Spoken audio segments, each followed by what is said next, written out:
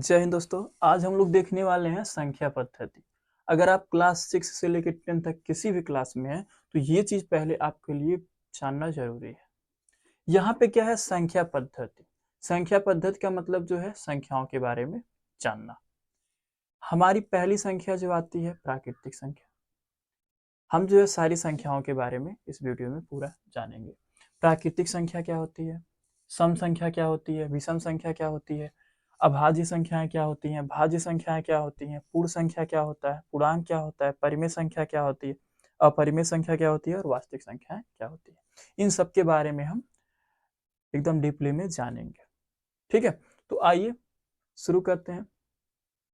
पहला जो है हम शुरू करेंगे प्राकृतिक संख्या से। प्राकृतिक संख्या से अगर हमें प्राकृतिक संख्या पता चल गया तो बाकी जो है हम उसी से समझ पाएंगे। देखिए जरा, प्राकृतिक संख्या है क्या?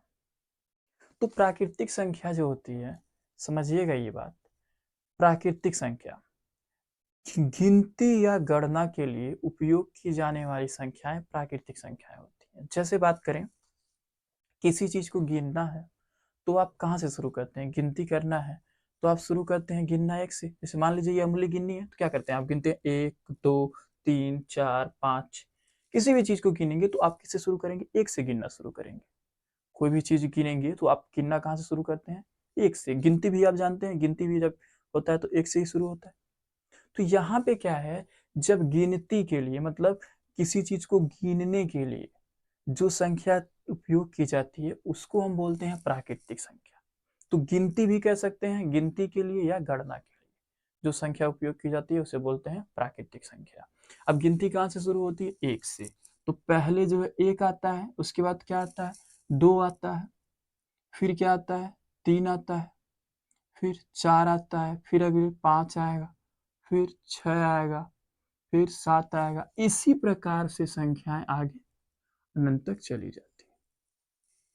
ठीक है, तो याद रखिएगा इसका परिभाषा क्या होगा कि जो है गिनती या गणना के लिए, किसके लिए? गिनती, गिनती समझ रहे हैं, गिनने के लिए, गिनती या गणना के लिए उपयोग की जाने वाली संख्या को प्राकृतिक संख्या कहते हैं। अब बात करें प्राकृतिक संख्या जो है कहाँ से है? एक से। एक दो तीन चार पाँच छह, यही सब जो है अनंत तक जो है ये आपकी प्राकृतिक संख्या हो जाएगी। चलिए, ये बात तो आपको क्लियर हो गया होगा। अब आपको सम संख्या, बहुत लोग सम संख्या जानते होंगे, तो सम संख्या किसे कहते हैं? तो याद रखिएगा, सम संख्या उसे कहते हैं जैसे ऐसी संख्या जो दो से पूरी तरह विभाजित हो जाए या कट जाए, उसे क्या बोलते हैं? सम संख्या। अब इसी में से देखिए, इसी संख्या में दो से कौन सा कट जाएगा? किससे काटना है? दो से काटना है। तो यहाँ पे क्या है आपको पता है? दो, दो एक कम दो, ये दो कट ही जाएगा। तीन तो नहीं कटेगा, फिर क्या कटेगा? चार, दो दूनी चार, फिर पांच नहीं कटेगा, फिर छह। इसी प्रकार से एक अंतराल पे आएगा। इसे मान लीजिए दो आया, फिर चार, फिर छह, फिर आठ, फिर 10, फिर 12, मतलब एक छोड़ के अंतराल पे आएगा। ये सब संख्याएं जो है आपकी अनंत तक कैसे चली जाएंगी? ये सब जो संख्याएं हैं आपकी वो क्या है? सम संख्या है। तो इसका परिभाषा आपका होगा क्या? ऐसी संख्या जो दो से पूरी तरह विभाजित हो जाती है उसे हम सम संख्या कहते हैं। जैसे में आपका दो चार छः आठ इस प्रकार से हो जाएगा। क्योंकि ये संख्याएं जो है इसमें देखिए आपकी दो भी कटेगी, चार भी कटेगी, छह भी कटेगी, बाकी एक तीन पाँच ये सब नहीं कटेगी। तो इसी प्रकार से ये चलती जाएगी। अब बात करें विषम संख्या। तो विषम संख्या क्या होता है? विषम संख्या वही होगा, जैसे बात करें इसमें जो नहीं आया उसके बाद जो बचा वही इसमें आ जाएगा।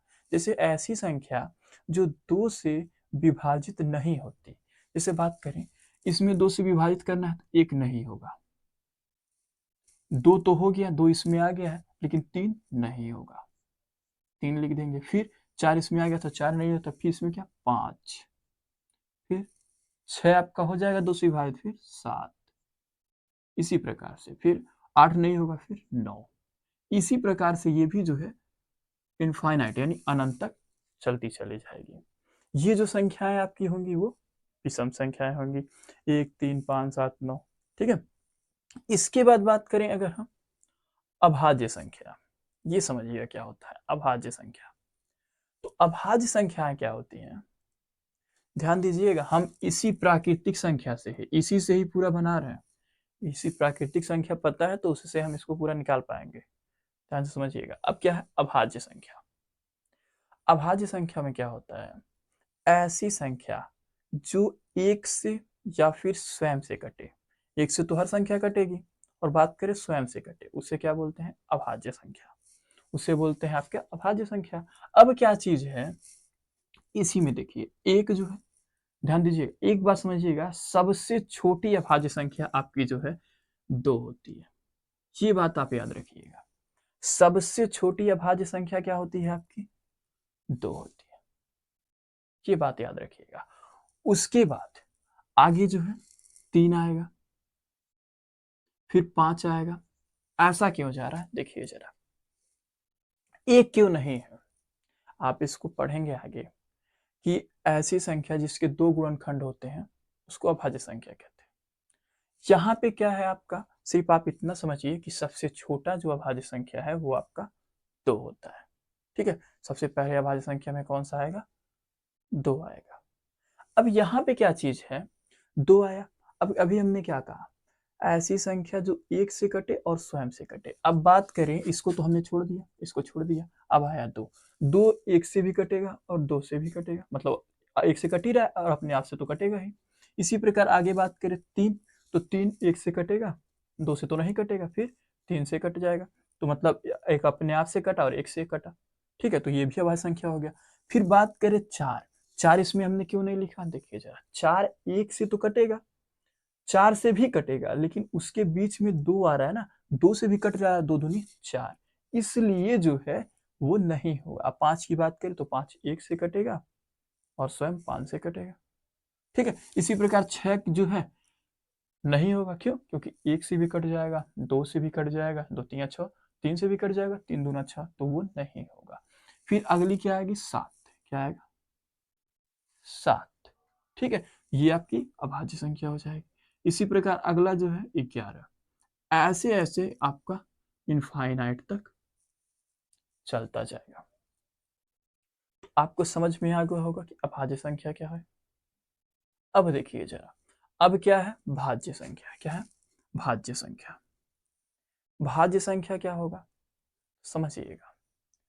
भाज्य संख्या ऐसी संख्या, उसी का उल्टा, ऐसी संख्या जो एक से और स्वयं से के अलावा, एक और स्वयं के अलावा किसी और संख्या से कट जाए, उसको बोलते हैं भाज्य संख्या। जैसे इसमें था कि एक और स्वयं के अलावा किसी से न कटे, पर इसमें क्या है एक और स्वयं के अलावा किसी से कट जाए, उसे बोलते हैं हम भाज्य संख्या। जैसे बात करें, एक को तो आप छोड़िए, ठीक है, उसके बाद बात करते हैं। देखिए अभी हमने इसमें 2 लिखा, फिर 3 लिखा, 2 और 3 जो है ये तो होंगे नहीं, क्योंकि ये पहले ही अभाज्य है, तो जो अभाज्य है वो भाज्य में नहीं आएंगे। 4 की बात करें तो 4 आपका सबसे छोटा जो है भाज्य संख्या होगा। आखिर क्यों होगा 4 सबसे छोटा भाज्य संख्या, क्योंकि ये जो है 4 आपका 2 से भी कट जाएगा, 1 से तो कट ही रहा है, 2 से भी कट रहा है ना, फिर 4 से ही कटेगा, तो ये आपका सबसे छोटा भाज्य संख्या आपका 4 हो जाएगा। इसके बाद बात करें आगे 6 होगा, क्यों, क्योंकि 2 से भी कटेगा, 3 से भी कटेगा। फिर आगे बात करें क्या आएगा, तो आगे 7 तो उसमें था, इसमें अब 8 हो जाएगा, क्यों, क्योंकि 8 जो है 2 से भी कट जाएगा, 4 से भी कट जाएगा। इसी प्रकार बात करें आगे क्या आएगा, 9 भी हो जाएगा, क्यों, क्योंकि 9 जो है 3 से भी कट जाएगा, 3 3 का 9। तो इसी प्रकार से जो है ये जो है आपका इनफाइनाइट तक चलता चला जाएगा, मतलब अनंत तक। ये आपकी कौन सी संख्या हो जाएगी, भाज्य संख्या हो जाएगी। आगे बात करें पूर्ण संख्या। अब पूर्ण संख्या क्या है तो समझिएगा, पूर्ण संख्या क्या है, आपको सिर्फ प्राकृतिक संख्या से लेना। जब प्राकृतिक संख्या आपको दिख गई तो प्राकृतिक संख्या जो है ना उसी में बस, जो ये संख्या दिख रही है प्राकृतिक संख्या, बस इसी में आप क्या करिए, आगे आप 0 लगा दीजिए, क्या 0 यानी शून्य लगा दीजिए। बाकी ये जो संख्याएं है ना, बाकी इसी में ये संख्याएं लिख दीजिए, बाकी ये संख्याएं इसी में लिख दीजिए। ठीक है, ये आपकी पूर्ण संख्या हो जाएगी। मतलब प्राकृतिक संख्या जो है ये प्राकृतिक संख्या इधर है इतना, बस इसमें क्या किया हमने, 0 ले लिया। तो मतलब इसका परिभाषा क्या होगा कि प्राकृतिक संख्या में 0 को साथ ले लेने पर प्राप्त संख्या आपकी जो है पूर्ण संख्या कहलाती है। ठीक है, अब बात करें पूर्णांक।